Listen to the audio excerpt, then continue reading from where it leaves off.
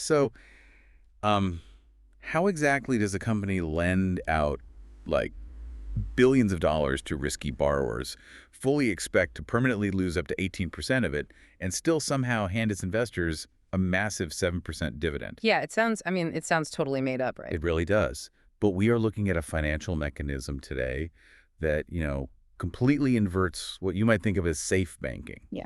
It is basically a masterclass in the math that makes the impossible, well, possible. It really challenges all our basic assumptions because, you look at a traditional bank and the goal is just boring stability. They lend to prime borrowers, they expect almost everyone to pay them back, and they take these really razor-thin margins.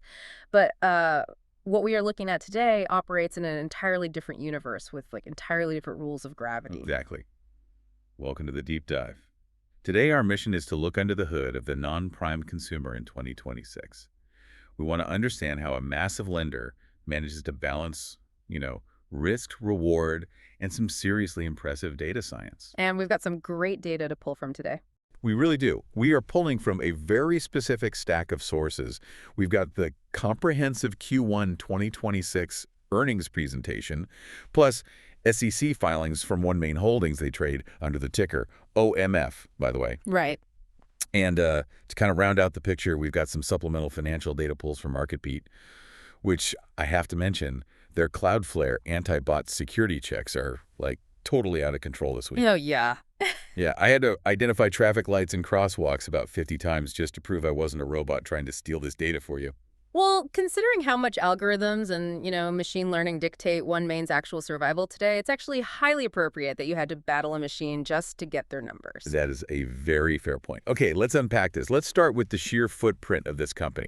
Because, you cannot understand the risk until you understand the scale here. Absolutely. The scale is everything. Right. So in their Q1 2026 presentation, OneMain defines its vision very clearly. They want to be the lender of choice for the non-prime consumer.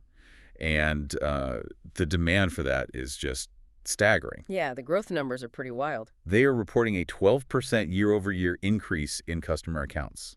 Like, they are now serving 3.8 million everyday Americans. What's fascinating here is that that 12% growth is not just a corporate vanity metric. It's a direct, totally unfiltered pulse check on the American consumer. How so?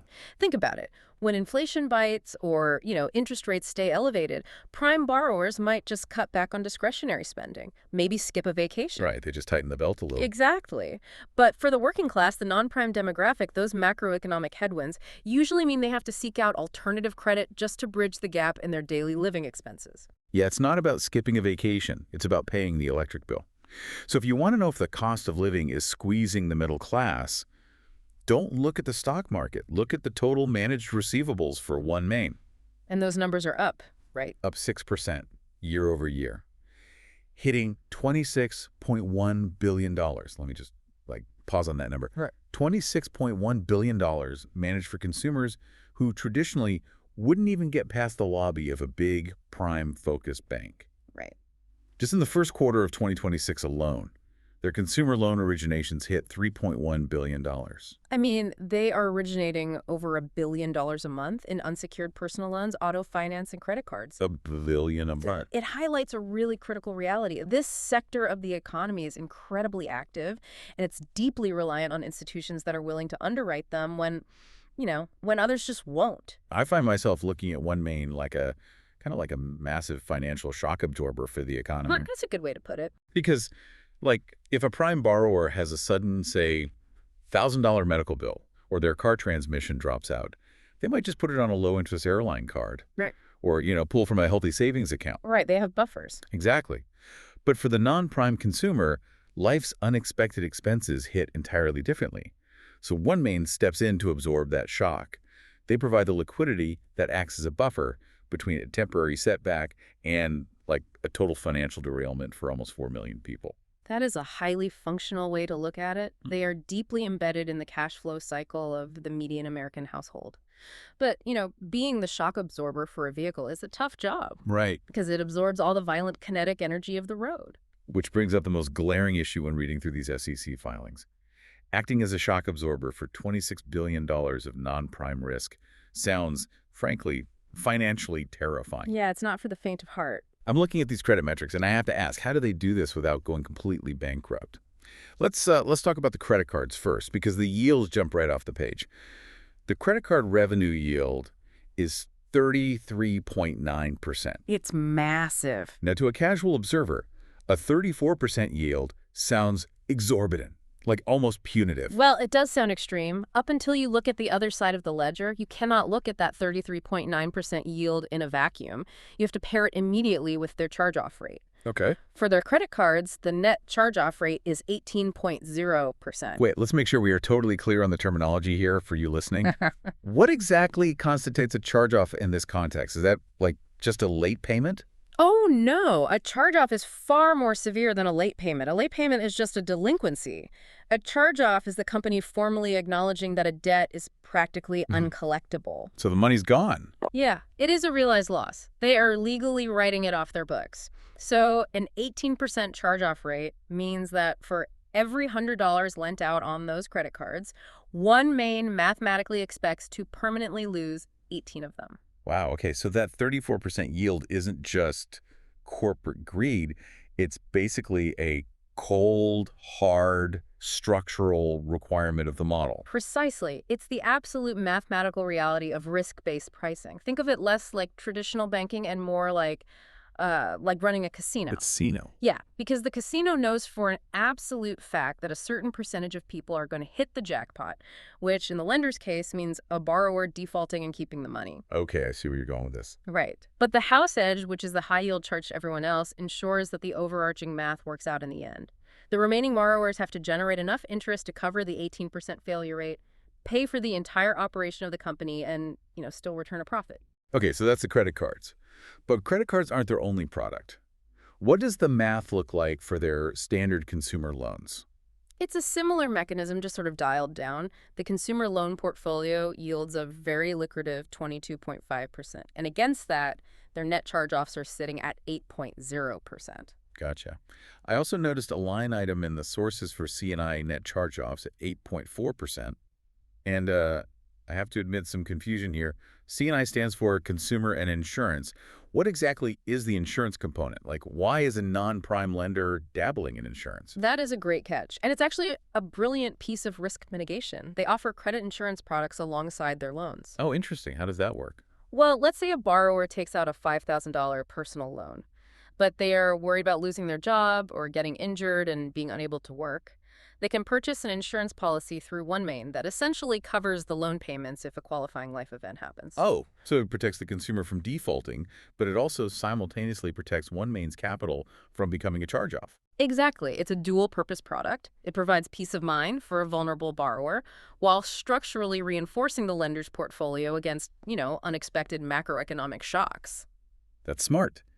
But even with credit insurance, they are still facing an 8% loss on consumer loans and an 18% loss on credit cards.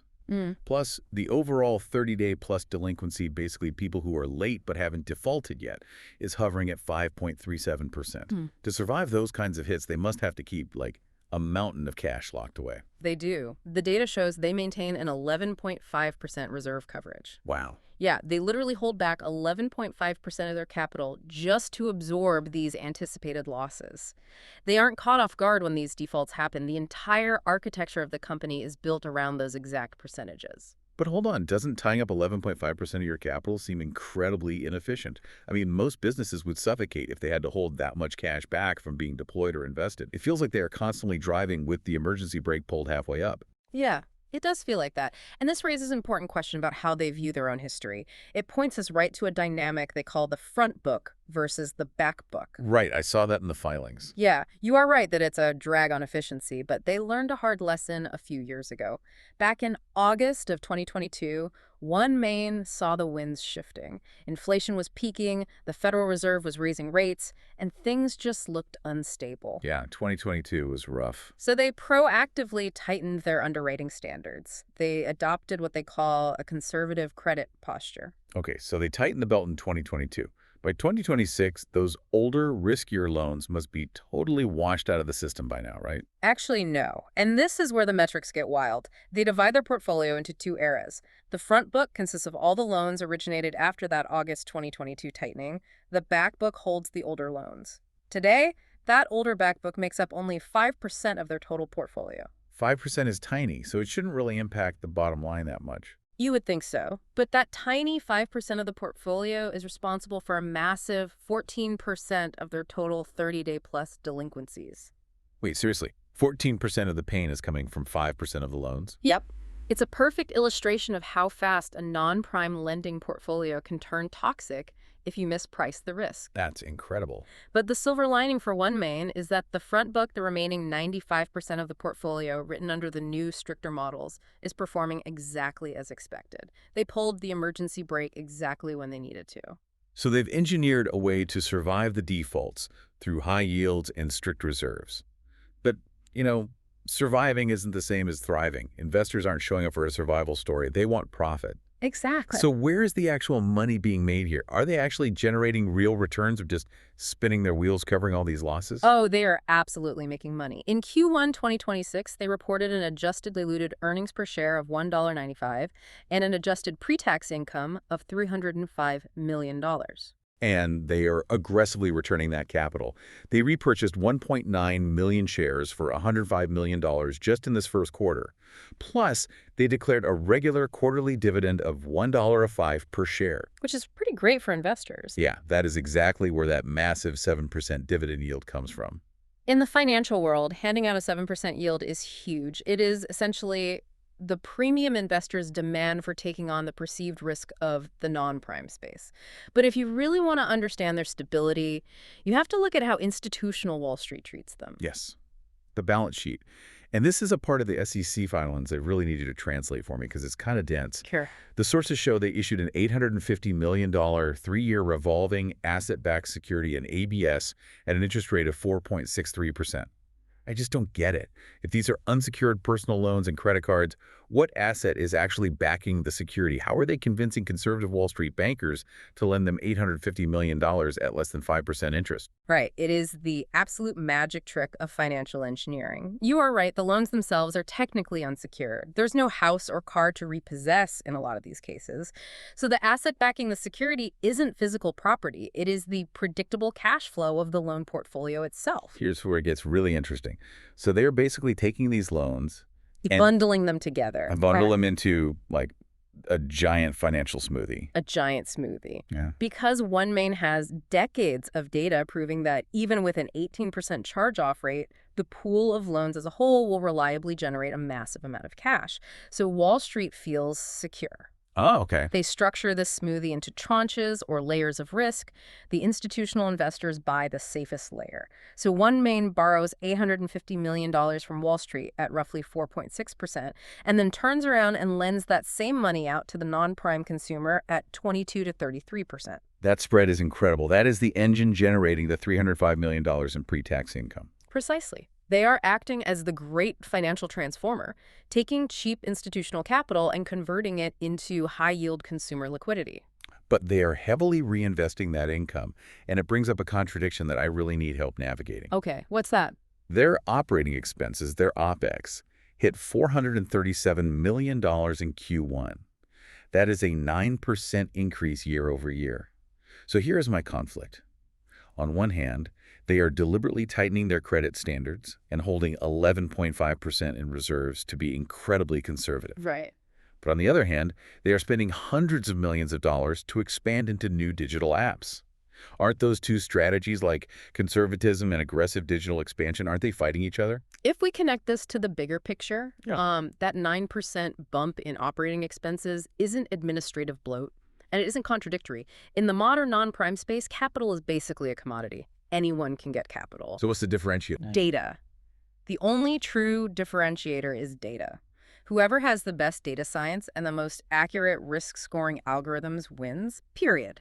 That OPEX increase is a strategic investment in absolute survival. Because if your internal algorithm is off by even like 1 or 2% on predicting those charge-offs, your entire profit margin evaporates. Exactly.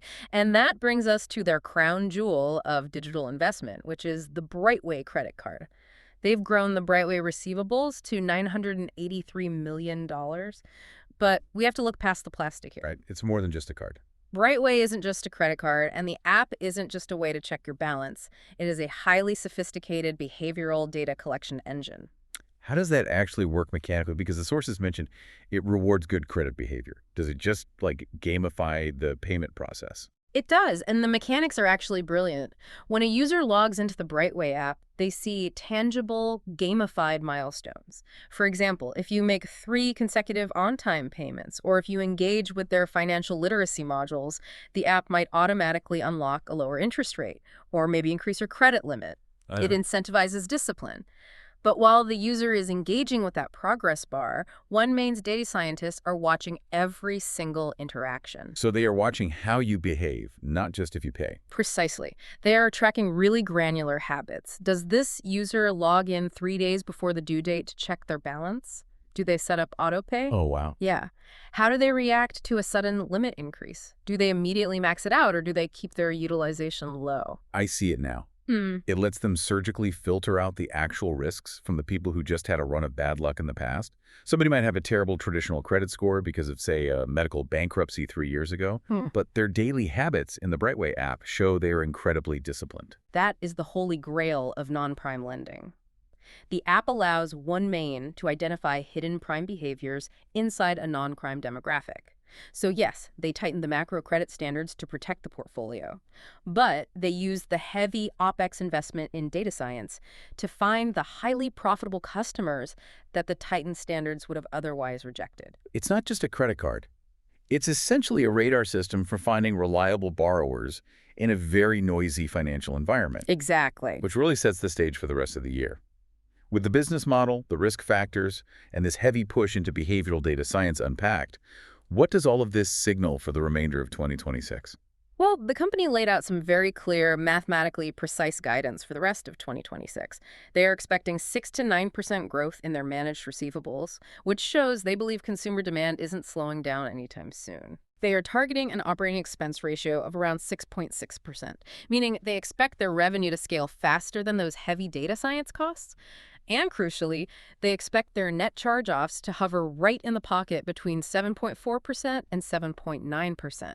But there's a massive macroeconomic asterisk on that charge-off prediction, isn't there? Oh, a gigantic one. That 7.4 to 7.9% prediction assumes no meaningful deterioration in the broader economy.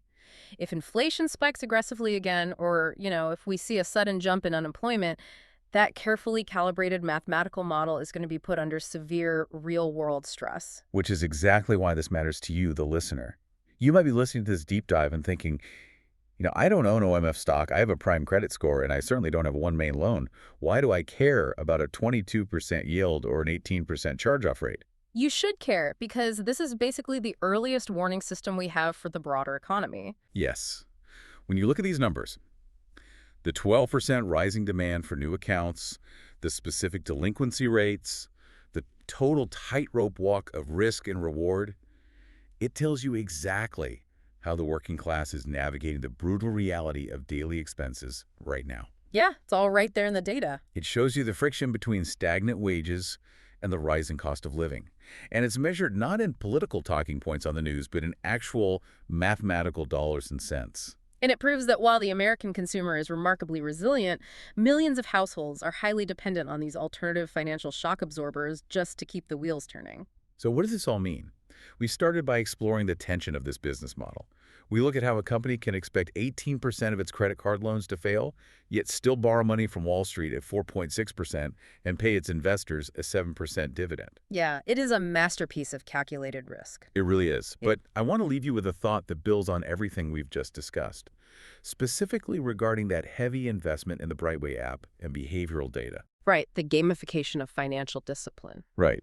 If OneMain's data science successfully proves that they can isolate good credit behavior among so-called non-prime borrowers, like if they can use hyper-personalized data to prove that someone with a low traditional credit score is actually an incredibly reliable borrower when given the right incentives, could this eventually fundamentally reshape how risk is calculated for everyone? It's a profound shift. I mean, we've relied on static 3-digit credit scores for decades.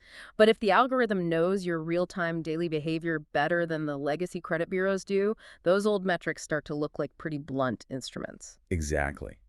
Could this hyper-personalized behavioral data eventually erase the rigid binary line between prime and non-prime altogether?